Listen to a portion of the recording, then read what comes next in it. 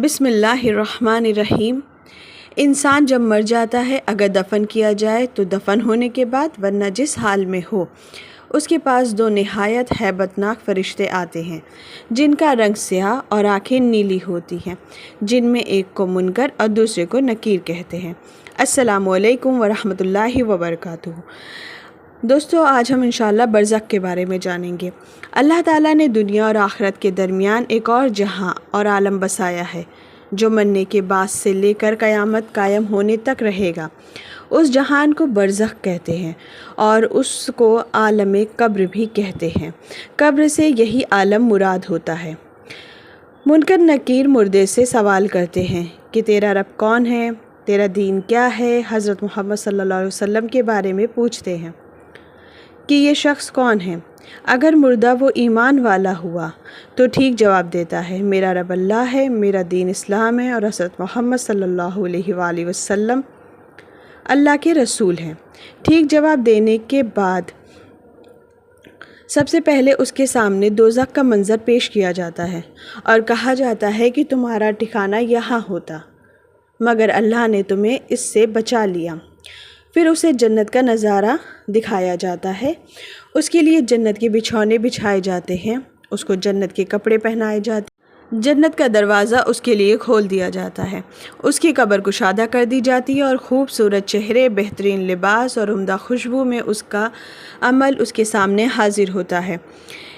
उसके बाद वो खुशी से कहता है, ए रब क़यामत कायम फरमा, ए रब क़यामत कायम फरमा, ताकि वो अपने अहलो अयाल और माल यानी कि जन्नत की नेमतों तक पहुंच जाए। और अगर वो मुर्दा ईमान वाला नहीं है तो फिर मुनकर नकीर के तमाम सवालों के जवाब में चीखता हुआ यही कहता है कि मुझे खबर नहीं है। उसकी नाकामी के बाद सबसे पहले उसे जन्नत का मंज़र दिखाया जाता है और कहा जाता है कि अगर तुम ईमान लाते और नेक अमाल करते तो तुम्हारा ठिकाना यहाँ होता। फिर उस पर अल्लाह ताला का अज़ाब मुसल्लत हो जाता है, उसके नीचे आग बिछा दी जाती है, उसके लिए दोज़ख का दरवाज़ा खोल दिया जाता है। फरिश्ते लोहे के हथियार से उसको मारते हैं कि जिन्नात और इंसान के अलावा सब उसकी आवाज़ सुनते हैं। कब्र उसको इस कदर दबाती है कि उसकी पसली एक दूसरे में घुस जाती है। इसके बाद बसूरत, ख़राब कपड़े और बदबूदार अमल उसके सामने हाजिर होता है, तो वो कहता है कि ए रब क़यामत ना फरमा। आलम बरज़ख में नेक और मोमिन बंदों पर अल्लाह ताला की रहमत और उसका इनाम होता है और काफिर और नाफरमानों पर अल्लाह ताला का अज़ाब होता है। अल्लाह ताला के उस इनाम या अज़ाब का ताल्लुक़ मुर्दे के जिस्म और रूह दोनों से होता है।